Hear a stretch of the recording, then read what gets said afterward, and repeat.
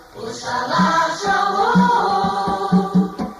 e já mandou buscar os caboclos da treva. Sim, muito olá você, tudo bem? Voltamos, Centro de Estudos Braulio Goffman e o nosso programa Falando de Axé Umbanda, temporada 2019. Voltamos com as nossas entrevistas, voltamos com os nossos papos maravilhosos e aquele convite que a gente faz para você sempre, curtir a nossa página, ativar o sininho aí de notificações para estar sempre ligado e conectado nas ações aqui do Centro de Estudos Braulio Goffman. O Falando de Axé Umbanda é uma iniciativa do Centro de Estudos Braulio Goffman que tem por objetivo registrar, salvaguardar a memória da Umbanda e dos seus grandes baluartes, dos seus sacerdotes, das pessoas que nos ajudaram a escrever a Umbanda e nos ajudam a escrever hoje. Estou aqui do lado de uma pessoa que eu sou fã incondicional, é uma pessoa que eu acompanho o trabalho, é uma militante política, uma ativista, uma feminista, uma guerreira dentro da nossa religião, foi candidata nas últimas eleições, faz um trabalho excepcional voltado para uma série de ações sociais, não só na área dos presídios, como na área das pessoas carentes, falar dela é falar de uma missão guerreira, ela é uma guerreira de fato. Mãe Flávia Pinto, a sua bênção. Tudo bem, mãe? Olha, eu vou dizer que é um prazer enorme, enorme. A senhora sabe que eu lhe acompanho, a senhora sabe que eu estou assim sempre, me inspirando pelas suas ações. E para a gente é um prazer muito grande estar com a senhora aqui. Muita gente já conhece a mãe Flávia Pinto das ações sociais, das ações, da sua atividade política, acompanha as suas caminhadas, as suas viagens, a sua defesa do povo de santo. Mas hoje a gente queria falar da mãe Flávia, médium, sacerdote, essa trajetória toda bonita que às vezes as pessoas ainda não conheçam, porque a senhora é tantas coisas ao mesmo tempo agora que a gente esquece que a mãe Flávia, mãe de santo, um dia foi médium, despertou para a mediunidade, conheceu a religião de Umbanda, e eu acho que esse vai ser um papo maravilhoso, que vai ter muita gente sintonizado no nosso canal para acompanhar. Eu queria que a senhora começasse falando para a gente quem é Flávia Pinto, de uma forma assim bem sucinta. Quem é Flávia Pinto? Flávia Pinto é, acima de tudo, uma pessoa apaixonada pela Umbanda e uma filha de Oiá. É isso que me define. Se tivesse que traduzir, eu me traduziria dessa forma. Eu sou uma pessoa que vem ao mundo para ser comandada pelas leis da Umbanda e orientada por Oiá. Tanto que as pessoas sempre me perguntam, do que você tem medo? Eu tenho medo de Iansã. Eu tenho medo de desonrá-la, de envergonhá-la, de decepcioná-la, de não me tornar merecedora dela, de não me tornar merecedora do amparo que a fraternidade umbandista sempre me deu, sobretudo com a minha trajetória de vida. E como é que começou esse contato com a sua referência orixá, a sua referência sagrada? Como é que começa esse contato? Porque a gente já vê que o Oiá na sua vida é o ar que a senhora respira, é tudo, Mas um dia a senhora conheceu o Oiá. E um dia a senhora conheceu o sagrado que a Umbanda trouxe, que os orixás trouxeram. Como é que começa isso na sua vida? História bem conturbada, mas existe uma data em que a espiritualidade passa a ser muito viva para mim. A minha mãe era médium de Umbanda, a minha tataravó era uma mãe de santo na Bahia, e elas vieram para cá fugidas, eu não sei do que, eu não sei se foi uma questão de especulação imobiliária. Então vieram tataravó, bisavó, avó e minha mãe vieram de lá e deixaram esse terreiro em aberto. Eu só sei que era uma casa de Nanã, e eu não sei nem exatamente onde é que ficava. Todas renegaram a religião aqui. Tomaram ódio, uma ojeriza. Abandonaram a religião. Abandonaram. E eu vivi com a minha mãe sendo cobrada pela espiritualidade, pela pombogira, que posteriormente foi ela que me levou até a Umbanda, a Dona Maria Mulambo. E até que todas morreram drasticamente. E minha mãe não foi diferente. A minha mãe foi assassinada pelo meu padrasto. Eu fiquei 3 dias com ela morta dentro da minha casa. Eu tinha 10 anos de idade. Então, a minha mãe ia no terreiro, as entidades pegavam a cabeça dela dentro de casa, era aquela briga, aquela luta, ela xingava, não gostava. E nesse dia que o meu padrasto assassina a minha mãe, eu tinha 10 anos e meu irmão 3.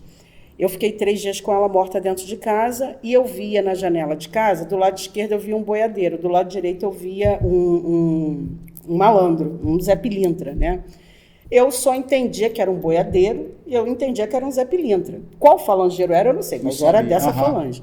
E eles me guardavam. Até porque o assassino estava rondando a casa. Eu não sabia, eu tinha 10 anos de idade. Eu não tinha noção do perigo que ocorria. Eu só sei que eles me passavam essa segurança, essa proteção. Né? Uhum. Então, eu olhava na janela, eu não entendia direito o que estava acontecendo, mas estavam eles dois lá. Eu via, a visão da criança é a mais pura é a mais pura possível, né? E eles estavam assim quase materializados para eu ter certeza a convicção mesmo de que estava protegida. Que eu não estava sozinha, que eu olhava para um lado, olhava para o outro, não via ninguém, enfim. E isso passou. Minha mãe, né, morreu dessa forma, não ouviu o chamado espiritual. E eu, com 10 anos de idade, falei para minha avó, olha, eu quero ficar indo no terreiro, que sempre me levavam, eu passava mal, me levava, eu ficava boa, trazia de volta, que eles eram católicos. A minha avó, que me criou, era uma paterna, coisa terapêutica, né? Foi lá, levou, tratou, volta para casa. Tá ótima, volta. A preta velha deixou ela boa.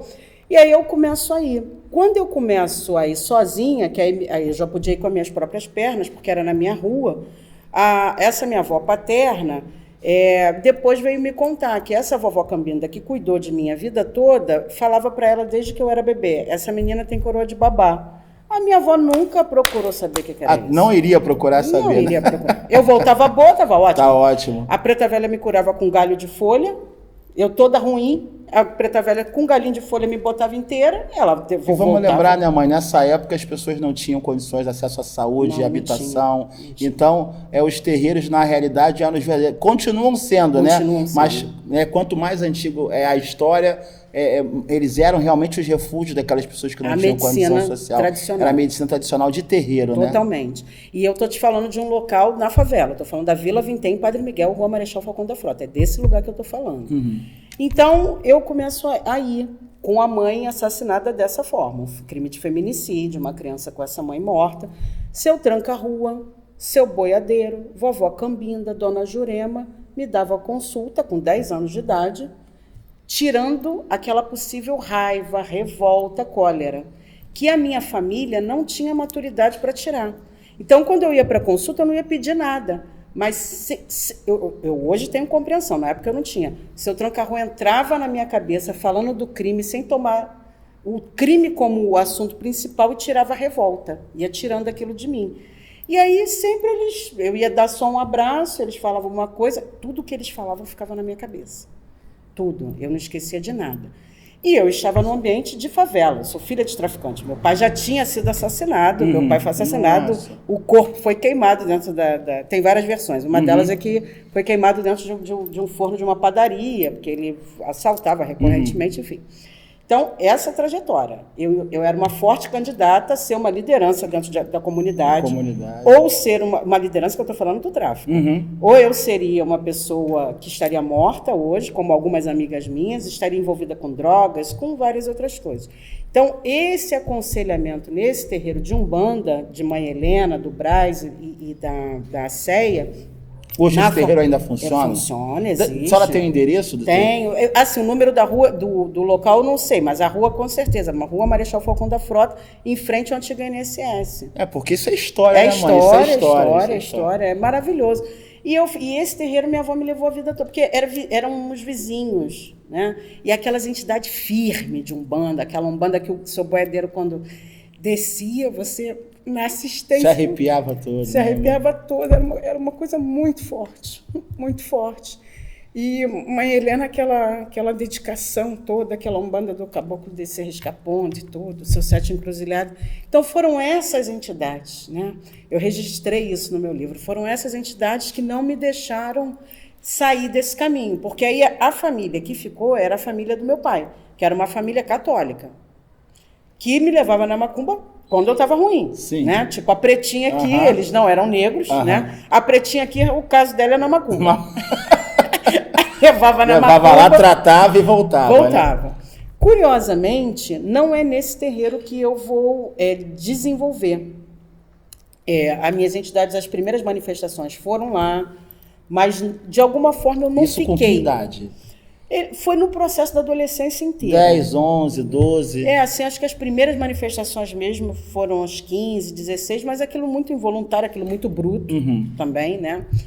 Mas não chegaram a pedir para ficar, não chegaram a falar, e também nunca houve o convite, não aconteceu. Sim.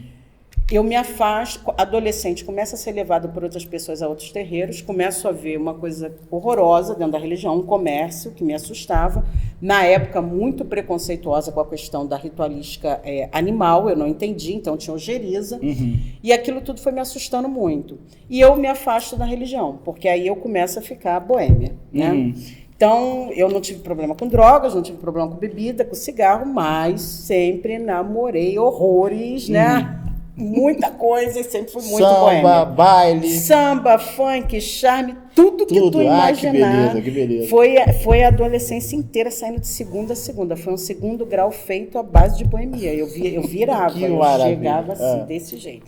E aí eu não queria sair da boemia para ficar dentro de terreiro. Aí eu falava, não, eu não cheguei a desenvolver, ser feita, botar roupa, não nada. comecei nada, então eu não vou... Falei, não, deixar de beijar na boca sábado à noite para ficar na macumba, não, nem pensar. Isso, inclusive, é um recado para os jovens. É um recado. Que estão aí, né, nesse início de caminhada espiritual, né? O equilíbrio entre a vida social, a vida religiosa, né? Muita gente se pega justamente nesse momento agora, né? Na hora de fazer a opção, né? Vou ter que largar a vida social para me dedicar religiosamente. A senhora passou por isso de forma muito intensa, né? E por isso, hoje, no meu terreiro tem muitos jovens, porque eu concilio isso, justamente para que eles não percam tanto tempo como eu perdi. E aí eu passei 7 anos revoltada com a religião, de tanta coisa ruim que eu vi quando eu comecei a ir em outros terreiros e não tinha explicação. E aí fui no fundo do poço. No fundo do poço, eu fiquei desbaratinada, muito mal, até que a dona Maria Mulambo começou a tomar minha cabeça dentro de casa. E aí minha avó, essa mesma avó católica, né, ela falava para ela assim, dá licença, minha senhora, para eu usar a sua casa. Até hoje, as entidades que eu trabalho, quando chegam, pedem licença. Dá licença? Aí minha avó com aquela cara feia, ela falou assim, não, se a senhora não quiser, não tem problema, eu pego a cabeça dela ali naquela encruzilhada e dou consulta. É em casa. E começou toda segunda-feira aquilo, e era uma coisa estranha, porque ninguém sabia, as pessoas chamavam, paravam no porta e falavam, Dona Maria! Aí ela falava, manda entrar. A dona Maria Mulambo. Já sabia. Criança. Eu me lembro um caso de um menino que ela tratou, até hoje eu não sei cadê esse garoto. Uma ferida na perna. E assim foi indo. E assim nasceu a Casa do Perdão. Foi dessa forma. Por que o nome Casa do Perdão? Caboclo é um nome muito forte, né? Muito forte, é muito forte, porque as pessoas, hoje eu digo muito isso lá em casa, o umbandista, ele inicialmente quando procura a casa de umbanda, ele não é um religioso, ele não é um praticante, ele vai em busca de uma resposta, de se redimir, de entender aquele espaço que está acontecendo, aquele momento, né, espiritual. E aí a pessoa procura um espaço que chama-se Casa do Perdão. E aí a pessoa vai buscar lá justamente o quê, né? Ressignificar a questão dos valores, do perdão, da fé, do amor, né? Então é um nome muito forte, realmente. É muito forte. O caboclo que deu esse nome, seu Ventania, e ele disse que aquele grupo espiritual que forma, né, o corpo mediúnico da Casa do Perdão são espíritos muito resistentes ao perdão. Então, ele disse que a gente ia trabalhar muito o perdão, essa encarnação inteira, e por isso o nome ia se chamar Casa do Perdão. Não por acaso a gente vai para presídio, para trabalhar justamente com esse público que tem a maior dificuldade de se auto-perdoar e ser perdoado socialmente. Enfim, então aí as entidades começaram a descer, atender, e nasce a Casa do Perdão, sem eu ter uma mãe de santo, sem eu ter uma pessoa me preparando, mas tendo um desenvolvimento muito forte, dentro de um terreiro muito firme. Sim. Então aquilo ali, de alguma forma, foi uma escola, né? Até eu já conversei com esse dirigente, anos depois, ele falou, olha, você estava sendo desenvolvido, e com certeza estava. Mas não era o ideal, não é o correto, é importante que se diga, não é o correto, mas foi esse meu caso, a minha rebeldia, a minha teimosia e o fato de não ter uma família ali para alicerçar essa religiosidade. Na verdade, estigmatizavam, tinha muito preconceito, é importante que se diga que não era uma família que se considerava negra, né? Então isso tudo teve presente o tempo todo na minha vida, e meu pai, branco, se relaciona com uma mulher negra, então eu sou a única negra dessa família. Né? Porque tenho até uma tia que se relacionou com um homem negro, mas os filhos nasceram com cabelo liso, então não são negros, na sociedade brasileira. A negra sou eu que... Então a senhora acha que esse preconceito ou essa discriminação começa pela questão racial? Totalmente. Até hoje o racismo tira pessoas, inclusive pessoas negras e indígenas, da nossa religiosidade. Acabei de escrever meu segundo livro, agora o nome chama-se Levanta a Favela, Vamos Descolonizar o Brasil. Ele está falando justamente da descolonização da mentalidade brasileira, que é essa mentalidade que recrimina, que discrimina a religiosidade afro-brasileira, seja Umbanda ou Candomblé, exatamente por racismo. Mãe, assim, a gente vai voltar, porque falar com a senhora é maravilhoso, né? Seria possível a Umbanda, né, uma religião que ela nasce da mistura de influências da tradição, da história, da cultura de um povo miscigenado, ser racista? Totalmente. A Umbanda é extremamente racista. Nossa. A Umbanda é muito racista, a Umbanda é homofóbica, a Umbanda é transfóbica, a Umbanda é elitizada, a Umbanda é de direita. Claro que quando a gente está falando da Umbanda, a gente sabe que há exceções. Sim. Por exemplo, na minha casa, eu quando fui tomando consciência do que é o racismo estrutural, o racismo institucional, eu simplesmente fui tirando o sincretismo. Então, na minha casa hoje é um altar de Umbanda que você não vê imagem católica. Eu não tenho imagem católica. Sim. Eu não tenho. Por quê? Não comporta na minha cabeça, historicamente falando, a minha formação. Eu depois de me tornar sacerdotisa, eu vou fazer uma formação acadêmica, sou socióloga, sou gestora pública, sou especialista em violência de gênero, eu vou buscar isso e não paro de pesquisar minha religião em momento algum, não paro, eu não me canso de estudar minha religião. O que a gente vai entender? Historicamente, é impossível que São Jorge, que São Sebastião sejam Ogum e sejam Oxóssi. Com certeza. Porque Ogum e Oxóssi existem há pelo menos 140 mil anos, segundo os laudos arqueológicos. Eu estou te falando de um dado científico. A despeito da sua concordância, esse é o fato que algumas pessoas não querem aceitar. Então, é muito que certo que São Jorge seja um filho de Ogum, seja um filho de Oxóssi, São Sebastião seja um filho de Oxóssi, ou aqui ou na Bahia, tanto faz, né? Mas não é. Então, não tem necessidade de eu reforçar uma estigmatização de 400 anos de escravização num altar. Não dá, não cabe mais. Ou eu me entendo com essa minha negritude, ou eu entendo qual é a composição da formação social brasileira, ou eu estou cultuando alguma coisa que eu não sei o que é. Que você não sabe, que a gente não entende como é que começa e como é que termina, né? Você vê no dia de Iemanjá aquela quantidade de pessoas cultuando uma Iemanjá que é branca. Tudo bem, mas assim, o problema não é um racismo inverso como as pessoas tentam colocar. Né? Só que não dá para você pegar Thor e botar ele negro. Não dá para você pegar... Perdão, desculpa. Daí pode editar se quiser. Edita essa parte. Não dá para você colocar Thor e colocar ele negro. Não dá para você pegar Osíris e colocar ela negra. Não dá para você pegar Shiva e colocar ela branca. Como os nossos deuses têm que ser embranquecidos? O que é isso? Isso é fruto de um país que não foi descoberto, mas que foi invadido. Em 1500.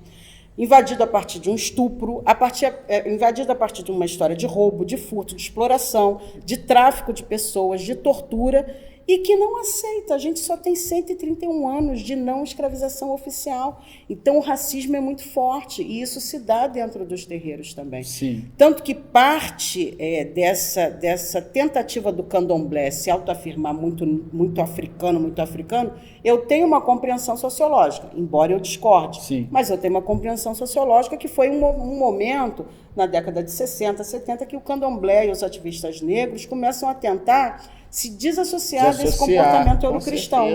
E a Umbanda faz um movimento inverso. A Umbanda tenta se cristianizar para ser aceita, porque ela vai dentro de uma elite.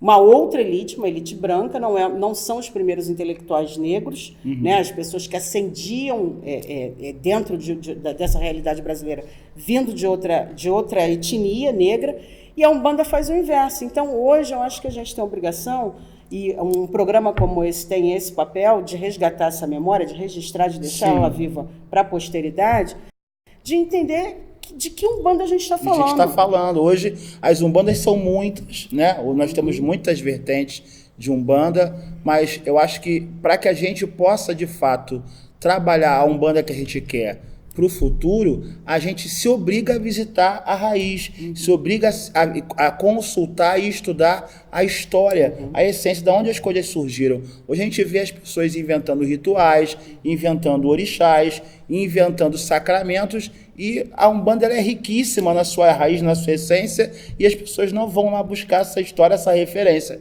E é para isso que a gente tem essa obrigação de trazer pessoas como a senhora e outros sacerdotes para despertar a consciência, não só do adepto, mas também do sacerdote que nos acompanha, que nós temos uma responsabilidade muito grande para com a religião que a gente quer daqui a 10 anos, porque a Umbanda, ao contrário do que as pessoas dizem, está crescendo e muito. Eu queria que a senhora falasse desse panorama atual, como é que a senhora vê a religião, a Umbanda hoje? O que a senhora entende desse cenário da Umbanda que nós encontramos hoje, e o que a senhora projetaria para daqui a 10 anos em termos de religião?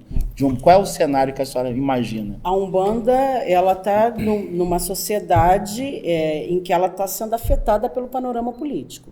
Não há como a gente fingir isso. A nossa postura não foi uma postura bonita, mas a nossa postura não foi bonita simplesmente porque nós declaramos voto público a pessoas que não nos respeitam nem como direito de existência, que não nos reconhecem como sujeito de direitos. Então é muito difícil isso. A gente está vivendo um momento extremamente talvez delicado. Por falta de identidade, mãe, toda essa coisa que a senhora comentou da história, do se entender negro, do se entender, né, filho de uma raiz e tal, talvez seja por falta de identidade. Querer parecer branco, querer parecer rico, querer parecer que não pactua com uma visão religiosa tão arcaica. Só que todo terreiro, seja de Umbanda ou Candomblé, atende essas pessoas que ficam enfermas desses núcleos sociais outros, que depois vêm procurar a gente escondido. Sim. Alguns terreiros se prestam a esse papel. No meu fica difícil, como é totalmente público, né? Não que eu não atenda outros tipos de pessoas, mas fica um pouquinho mais difícil, porque é um terreiro tudo é muito público, aberto, na Casa do Perdão. É lindo, né? Até porque eu faço isso como uma estratégia de ação afirmativa pela liberdade religiosa. Por que eu vou esconder? Isso. Não, aqui o que está acontecendo aqui? Se uma criança de 3 anos pode participar e um senhor de idade de 90, por que eu vou esconder? Não vou esconder, eu vou mostrar. Então, eu tenho essa mentalidade. Agora, eu sou um pouco mais jovem do que a maioria das babás. Né? A gente tem uma idade um pouco mais que nos permite entender isso como uma ação afirmativa. Então, eu acho que nos próximos 10 anos são anos muito delicados, porque eu, como uma pessoa estudiosa do campo político e atuante no campo político, não tem como eu fingir que não sei que uma bancada legitimamente eleita, negociando orçamento público, que destina verba para canais de televisão, para concessões públicas de rádio e TV, e que a gente, quando quer fazer um programa como esse, ou a gente faz com recursos próprios ou a gente não faz, isso não vai nos afetar, isso vai nos afetar. Porque esse crescimento neopentecostal político, ele estrutura um alcance que aumenta o preconceito que as pessoas têm sobre nós. Sim. Então, isso é muito delicado. Então, os nossos indígenas estão sofrendo, eu venho dizendo muito isso, não adianta você cultuar caboclo e você não está defendendo a questão indígena. Sim. E o governo que está aí está atacando quilombola, como é que você vai cultuar preto velho? Se você não está entendendo como o ancestral vivo, que é o quilombola, está sobrevivendo. Como é que eu vou poder fazer uma festa para caboclo se eu não sei como o indígena está vivendo hoje na Amazônia? Eu acho que, inclusive, falta por parte da comunidade umbandista ações sociais, ações de ajuda, ações ações mesmo de intercâmbio com essas comunidades, de aproximação, porque, como a senhora falou, são os nossos ancestrais vivos. Eles precisam ser reverenciados, precisam ser cuidados. É a nossa história, a nossa raiz. Então, eu acho que falta por parte. E é um recado para os nossos irmãos sacerdotes, para as nossas casas. Vamos buscar esses quilombos, vamos buscar esses núcleos indígenas, essas reservas indígenas, para aprender, para trocar, para levar valores, para nos ajudarmos, né? Nos unirmos nesse momento. Exatamente. Eu busquei ter vivências dentro de aldeias indígenas, dentro de quilombo, na África. Eu busco esse contato para entender. E tanto os indígenas quanto os africanos não reconhecem os cultos que a gente faz. A gente jura que está com caboclo, eles não reconhecem. Eles não reconhecem. Os africanos a mesma coisa, eles não reconhecem o que a gente faz. Então a gente precisa entender que o que tem aqui é uma religião brasileira. Sim. Que tem uma matriz indígena, que tem uma matriz africana, que a gente precisa beber nessa fonte. Eu acho que esse movimento de retorno à base viva é como os muçulmanos fazem, que vão a Meca, é como os católicos fazem, que vão a Roma, é como os judeus que vão a Jerusalém, a Israel. E todos eles fazem, os hindus vão à Índia, né, uma vez por ano, ou pelo menos uma vez na vida. A gente não faz esse movimento. Não faz. De ir à Nigéria, ou de ir ao Benin, ao Togo, ou de ir a uma aldeia indígena que você pode encontrar aldeia aqui no Rio de Janeiro. Ali tem vários lugares aqui no Rio de Janeiro. Eu obriguei alguns filhos de santo meu a um período ir numa aldeia, e foi uma experiência esplêndida, porque aí eles entenderam, porque eles me perguntavam, por que caboclo vem tudo com cara fechada? Por que caboclo vem com cara fechada? Quando você vai na aldeia indígena, a coisa mais difícil que tem um indígena te sorrir. A coisa mais difícil que tem é um indígena sorrir para você. Porque ele está te analisando, vendo a tua essência, vendo quem você é. Agora, o fato deles não reconhecerem os nossos ritos não significa que eles não reconhecem a nossa legitimidade. Né? Isso. O que a gente não pode é querer se sentir superior a eles. É por isso que eles não nos reconhecem. Sim. E por isso que você está vendo um comércio muito grande Brasil-Nigéria religioso, com pessoas aqui querendo buscar esse reconhecimento pela via comercial para se sentir aqui tutelado a ter uma autoridade que não tem. Sim. Né? Porque, em tese, eles não reconhecem de verdade mesmo. O que a gente tem lá é completamente diferente do que tem aqui, mas é explicável historicamente. Historicamente, nós vivemos 400 anos escondendo, tentando matar essa tradição. Se ela sobreviveu, é porque ela é extremamente resistente. Muito forte. É só a gente aceitar que o que viveu aqui foi uma adaptação do que tinha lá. Então, tem uma essência? Tem, mas não é o que está na tribo, não é o que está dentro da África. Se a gente não faz o movimento de ir até as tribos indígenas, que dirá atravessar o Atlântico? Atravessar o Atlântico. Mãe, a gente está começando a caminhar para o finalzinho, e eu gostaria de pedir uma coisa, a gente pede a todas as pessoas que passam aqui com a gente, são 2 momentos. Um é assim, um recado por esse novo adepto, essa pessoa que está chegando na religião agora, né? É uma religião, como a senhora falou, uma casa, a sua casa é uma casa que tem muitos jovens, a minha também tem muitos jovens, cada vez mais jovens chegando na religião. O jovem ele acabou aprendendo e acabou entendendo que a gente precisa respeitar o nosso ancestral, o nosso antepassado, o nosso mais velho. São tradições que têm essa disciplina, essa doutrina. Queria que a senhora deixasse um recado para esse adepto que está chegando. E ao final da nossa entrevista, a gente faz o nosso momento aqui, show de calouros, né? Onde a gente pede para aquele sacerdote resgatar, não é aquela cantiga, não. É aquela cantiga que deixa a senhora, como a senhora já ficou, porque o nosso papo foi um papo muito emocionante para mim também, aquela cantiga que faz com que a senhora tenha aquela lembrança mais gostosa, mais profunda. Então são 2 momentos. Primeiro é esse recado, até porque a senhora tem muitos seguidores, a senhora é uma pessoa que inspira muita gente, muitos jovens, inclusive, como eu, né? Como meus filhos de santo, inclusive. Então a senhora deixa um recado para esses jovens e o nosso momento show de calouros aqui, que a senhora vai cantar pra gente. Desafinada, mas isso, a gente canta. Não, todos cantaram, foi maravilhoso. O recado é o seguinte, eu acho que a nossa religião, ela tem uma identidade brasileira que o brasileiro não reconhece, não busca. Então, eu acho que a gente precisa conhecer e defender. Quem já está dentro, conheça, pesquise, estude para defender com propriedade. Você vai para o terreiro para praticar a paz, para salvar vidas, para curar as pessoas. Nunca essa sociedade esteve precisando tanto da nossa religião como esteve antes. A gente cura com galho de arruda, a gente cura com uma vela, a gente cura com um copo d'água. Isso é tradição milenar que está viva dentro do terreiro da Umbanda. A gente não precisa ser outra coisa para ser mais forte. A cada momento que eu pesquiso mais a minha religião, mais eu mergulho profundamente na Umbanda. Isso não me impede de visitar países muçulmanos, países iorubás, cultura de Ifá, cultura indígena, cultura cubana, não me impede. Eu conheço 4 continentes e cada vez eu fico mais apaixonada pela minha religiosidade umbandista. Por quê? Ela consegue transmitir às pessoas a prática da caridade. Isso não tem preço. As pessoas estão adoecendo, ficando depressivas, porque elas têm a ausência. É o mal, né? Os templos são hospitais da alma, né? E a depressão, o transtorno obsessivo-compulsivo, ansiedade, são doenças da alma. Se os terreiros são hospitais da alma, a gente tem que estar muito preparado para viver muito isso, bem né? preparado. Por isso que o sacerdote não pode ter medo de pesquisar, de buscar outros conhecimentos, porque a gente tem que estar com a cabeça muito em cima. A vovó que eu trabalho fala isso, sua cabeça tem que estar em cima do pescoço. Aí a gente fala assim, mas vovó Joana, a cabeça está aqui. Aí ela fala, não, mas quantas vezes você faz uma coisa que você diz, eu não sei onde eu estava com a cabeça.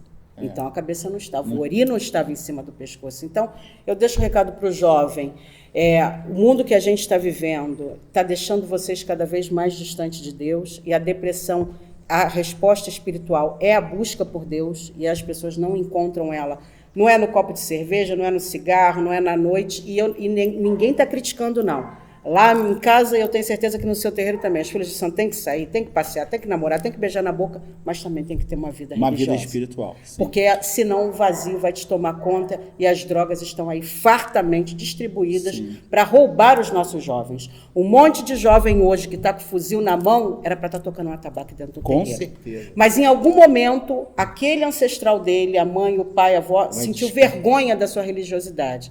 É parte do preconceito, mas parte também foi de alguém que não soube defender essa religiosidade. A gente precisa ter coragem de dizer que muitos dos nossos sacerdotes, mal preparados, estão envergonhando a religião e fechando as portas dela. Com certeza. Então, o nosso movimento, para que daqui a 10 anos, 20, 30, 50, a Umbanda esteja cada vez mais fortalecida, passa pelo debate daquilo que nos enfraquece, e essas questões nos enfraquecem. Sacerdotes mal preparados, que não servem para ser pai nem de cachorro, que dirá de cabeça de gente. Isso é uma verdade, isso é um ponto fraco. Verdade. Isso é uma bala de canhão na mão do inimigo contra nós. E quem é o inimigo? O inimigo é o preconceito. Sim. E dizer que a Umbanda é linda, ela é mágica. Cada vez mais os terreiros têm que se fortalecer, não tem que rivalizar, não tem que duelar. Essa fase já passou. É uma fase da gente potencializar um terreiro ou outro, porque quanto mais terreiros estiverem firmes, mais a Umbanda estará viva salvando vidas. A gente que é apaixonado, nós três, o Ganja Sanã ali atrás das telas. Isso, nosso diretor. Nosso diretor, a gente é suspeito, porque o nosso olhar está denunciando. Eu amo Umbanda, hashtag Umbanda, né? Coraçãozinho a vida toda. Eu digo para minha família biológica, meu marido e meus 3 filhos, eu amo mais a Umbanda do que a minha família. Por quê? Porque se não fosse a Umbanda, eu não estava nem sendo com eles, sim. Mãe de família. Com certeza. Que eu estaria na boemia ainda, solta, perdida no mundo, se viva eu estivesse. Então, essa mensagem, que eu acho que o tempo está curto. Isso, e a nossa cantiga agora? Vamos lá. Aquela cantiga que lhe emociona. A cantiga que explica o que Preto Velho fala o tempo todo. Quem não vem pelo amor, vem pela dor, né? Sim. E lá vem vovó, descendo a serra com sua sacola. É com seu patué, com sua canjira, ela vem de Angola. Eu quero ver, vovó, eu quero ver. Eu quero ver se filho de Pemba tem querer. Filho de Pemba não tem querer. Então, às vezes, a gente está correndo. Eu corri 7 anos e não teve jeito. Eu fui pela dor. Você pode ir pelo amor. Pelo amor, pelo entendimento. Normalmente, só criança chega pelo amor, né? Passou dos seus 14 anos, já veio pela dor. Verdade. Né? E o querer é o não desistir da vida, não desistir, né, de acreditar em Deus, né? É o não querer, né? É o querer todo dia, acordar, despertar, acordar, dar cor à vida. E acho que também dizer que a nossa religião não tem que te dar nada a não ser o bem-estar, a paz, o sossego, a tranquilidade no Ori. Porque a saúde a gente cuida, o trabalho a gente corre atrás, a casa a gente corre atrás, a família a gente constrói e o amor a gente conquista. Não pode botar na conta da entidade. Não pode. A entidade nos dá sabedoria para isso, o orixá nos dá sabedoria e o resto é a gente estar firme para poder contribuir com a construção da paz no mundo. Maravilhoso. Mãe, eu gostaria de agradecer em nome do Centro de Estudos Braulio Goffman, uma senhora que já é uma parceira, já esteve aqui outras vezes, agradecer esse momento que para mim é muito importante e pedir aos nossos irmãos, né, que estão aí sintonizados no nosso canal, que compartilhem esse vídeo, que divulguem mensagens super edificantes da Mãe Flávia Pinto para todos vocês. E a gente volta. A temporada 2019 começou, olha a estreia. Sensacional. Mãe Flávia Pinto, da Casa do Perdão. Tá bom, gente? Mãe, a sua bênção. Obrigada. Muito obrigado. Olha, um ensinamento que o senhor me passou do Tranca-Rua, que trabalha com o senhor, eu falo direto na cadeia. É um aprendizado muito grande para ela. Ah, é? É. Ah, viu? Ó. O senhor lembra qual é? Lembro. Então, ó, é um testemunho, falar para as pessoas rapidinho. Ele me contou, isso tem anos, que uma vez seu Tranca-Rua atendeu uma pessoa que chegou lá dizendo que ia matar a mulher. Sim. Que acho que estava até armado, isso, né? E disse que seu Tranca-Rua conversou, vai matar, tá, tudo bem, então vai matar, e ficou conversando. Quer dizer, pegou aquela energia negativa. Trouxe, Quando ele foi embora, cadê? Não matou ninguém, depois voltou ainda para agradecer. E hoje são médios de terreiro. Aí. O casal está no terreiro, são médios de terreiro. Ó. O complemento. Eu dou esse testemunho do senhor direto, do seu Tranca-Rua, né? Direto no presídio. E como é importante, ou seja, às vezes as pessoas que estão presas, muitas pessoas se desviaram da religião porque não teve um terreiro firme. Porque o terreiro firme, o Exu vai fazer isso. ele vai mudar, manipular magneticamente o pensamento. energia. Sem uma vela, sem um nada, às vezes usando uma vela, uma cachaça que seja, não Isso. importa. Mas ele tem esse poder, e esse poder que a gente precisa defender aqui. Muito obrigado, mãe. Eu que agradeço. Gente, maravilhoso, fantástico, fantástico. Meu saravá. Espero vocês, saravá fraterno a todos, a gente espera vocês no próximo vídeo aqui do nosso programa Falando de Axé Umbanda. Gente, beijos, tchau. Tchau, tchau. Saravá os caboclos, Ok, vamos! Oxalá chamou.